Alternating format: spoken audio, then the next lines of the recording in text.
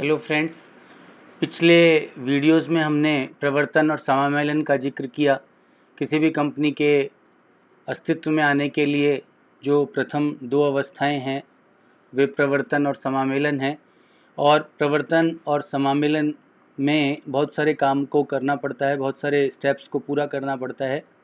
और पिछले वीडियो में हमने समामेलन के लिए जो प्रारंभिक तैयारियों की बात की, समामेलन हेतु आवेदन के लिए जो प्रलेख आवश्यक हैं उनकी बात की। आज हम उन प्रपत्रों की जांच और पंजीयन के संबंध में जो कार्यवाही की जाती है उसकी बात करेंगे।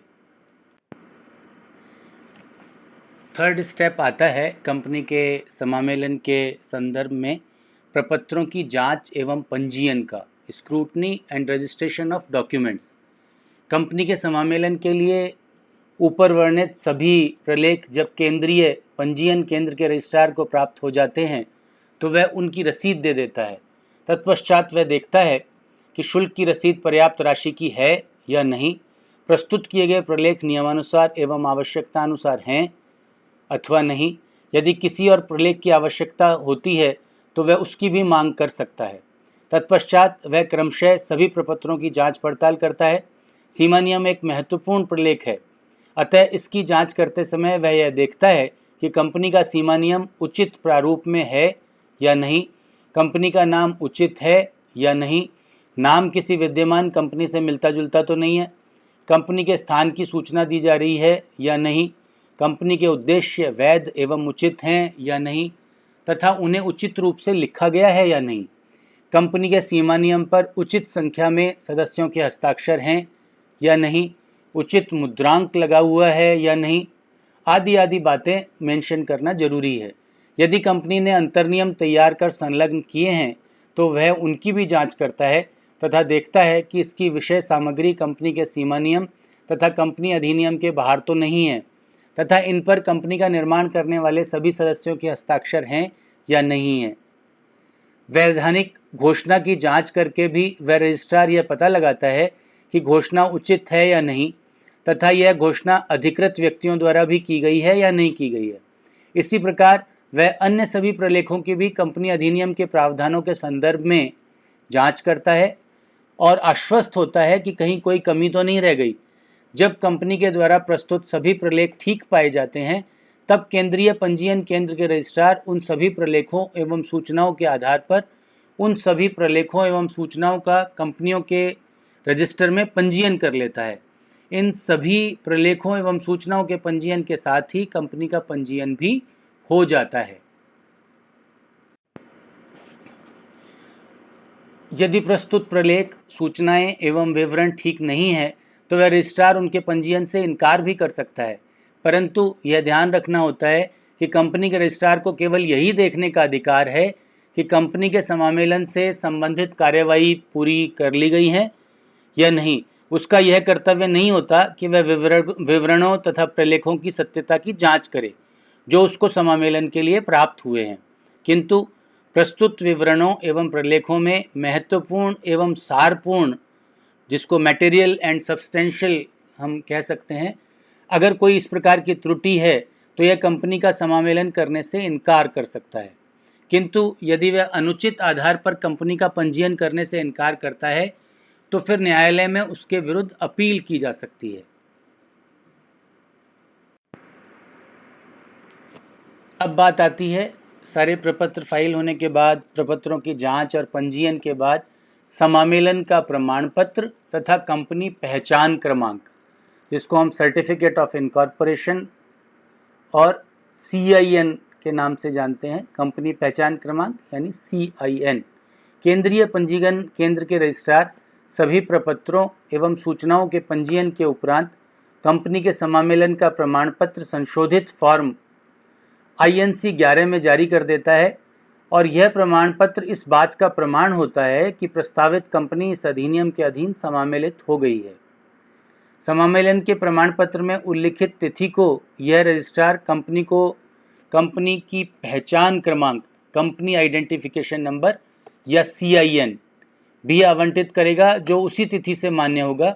यह पहचान क्रमांक कंपनी को एक पृथक पहचान देता है। यही कंपनी पहचान क्रमांक कंपनी के समामेलन के प्रमाण पत्र में भी लिखा जाता है। समामेलन का प्रमाण पत्र, समामेलन की तिथि का प्रमाण, certificate of incorporation, a proof of date of incorporation. यह स्पष्ट है कि समामेलन का प्रमाण पत्र समामेलन की तिथि का प्रमाण भी माना जाता है। कंपनी के समामेलन का प्रमाण पत्र कंपनी के पंजीयन एवं वैधानिक अस्तित्व का प्रमाण है। यह प्रमाण पत्र यह प्रमाणित करता है कि प्रमाण पत्र में उल्लिखित नाम की कंपनी का समामेलन उस प्रमाण पत्र में उल्लिखित तिथि को हो गया था। धारा 9 के अनुसार वह कंपनी समामेलन की तिथि के प्रथम क्षण से ही from the earliest moment of the day अस्तित्व में आई हुई मानी जाती है। यदि समामेलन के प्रमाण पत्र में कंपनी के समामेलन की कोई तिथि नहीं दी गई है तो समामेलन के प्रमाण पत्र की तिथि को ही कंपनी के समामेलन की तिथि माना जाएगा, चाहे उस पर प्रमाण पत्र पर तिथि ही गलत क्यों न लिख दी गई हो।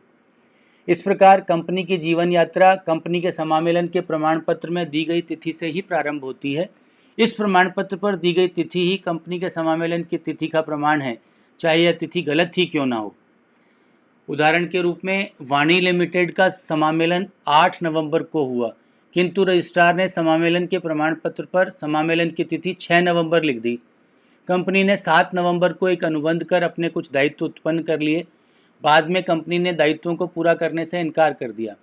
न्यायालय ने निर्णय दिया कि कंपनी उत्तरदायी है, क्योंकि समामेलन उस तिथि को हुआ माना जाता है जो तिथि समामेलन के प्रमाण पत्र में लिखी गई है। समामेलन का प्रमाण पत्र समामेलन की तिथि का अकाट्य प्रमाण माना जाता है। कंपनी का समामेलन हो जाने के बाद उसके समामेलन में रही त्रुटियों को विवाद का विषय नहीं बनाया जा सकता। समामेलन का प्रमाण पत्र सभी दृष्टिकोणों से कंपनी के अस्तित्व का निश्चयात्मक प्रमाण होता है। इस संबंध में लॉर्ड केयर्न्स ने भी पील के मामले में इस प्रकार के विचार व्यक्त किए हैं। उन्होंने लिखा कि जब एक बार समामेलन का प्रमाण पत्र जारी कर दिया जाता है तो उसकी पूर्व कार्यवाही की नियमितता पर उंगली नहीं उठाई जा सकती। इस संबंध में यहाँ यह भी बात महत्वपूर्ण है कि यदि किसी कंपनी का गलती से अवैधानिक उद्देश्यों के लिए समामेलन हो जाता है तो ऐसे अवैधानिक उद्देश्य समामेलन के कारण वैधानिक नहीं हो जाते, परंतु ऐसी स्थिति में भी समामेलन का प्रमाण पत्र कंपनी के अस्तित्व का निश्चयात्मक प्रमाण पत्र बना रहता है तथा समामेलन के प्रमाण पत्र को रद्द भी नहीं किया जा सकता। अवैधानिक उद्देश्यों के आधार पर गठित कंपनी का वैधानिक तरीके से समापन ही करना पड़ता है। समामेलन का प्रमाण पत्र रद्द करने से कंपनी का समामेलन रद्द नहीं हो जाता। समामेलन एक कंपनी के समामेलन के लिए सीमा नियम एवं अन्य प्रपत्र प्रस्तुत किए गए और रजिस्ट्रार ने उसका पंजीयन कर समामेलन का प्रमाण पत्र जारी कर दिया। कंपनी ने बाद में सभी औपचारिकताएं पूरी कर सीमा नियम के अनुरूप अपना व्यवसाय प्रारंभ कर दिया, किंतु यह आपत्ति उठाई गई कि कंपनी का व्यवसाय अवैध है। कंपनी ने तर्क दिया कि कंपनी के व्यवसाय की वैधता पर प्रश्न नहीं उठाया जा सकता, क्योंकि कंपनी का समामेलन का प्रमाण पत्र समामेलन की वैधता का अकाट्य प्रमाण होता है। किंतु न्यायालय ने निर्णय दिया कि समामेलन का प्रमाण पत्र समामेलन की औपचारिकताओं को पूरा करने का अकाट्य प्रमाण होता है, न कि उसके उद्देश्यों की वैधता का। यद्यपि समामेलन का प्रमाण पत्र निरस्त नहीं किया जा सकता, किंतु कंपनी के समामेलन की प्रक्रिया अवश्य प्रारंभ की जा सकती है। समामेलन की बात हम जब करते हैं तो समामेलन के प्रमाण पत्र का जिक्र करना भी निश्चित रूप से आवश्यक है। तो यहाँ पर एक pro forma of certificate of incorporation समामेलन के प्रमाण पत्र का प्रारूप दिया जा रहा है। फॉर्म नंबर INC 11 में गवर्नमेंट ऑफ इंडिया के द्वारा मिनिस्ट्री ऑफ कॉरपोरेट अफेयर्स के द्वारा ये जारी किया जाता है। इसमें central registration centre certificate of incorporation जारी करता है, जिसमें pursuant to section 7 sub section 2 of the Companies Act 2013, rule 18 of the Companies Act, incorporation rules 2014, जिसका सब्जेक्ट मैटर इस प्रकार से होता है, I hereby certify that company का नाम इज कॉर्पोरेट ऑन दिस, जो भी डेट होती है वो आ जाती है, day of month of approval of work item in words 2000, जो भी ईयर है वो आएगा, approval of work item in words under the Companies Act 2013, and that the company limited by shares, limited by guarantee और unlimited company. Company का CIN लिखा जाता है.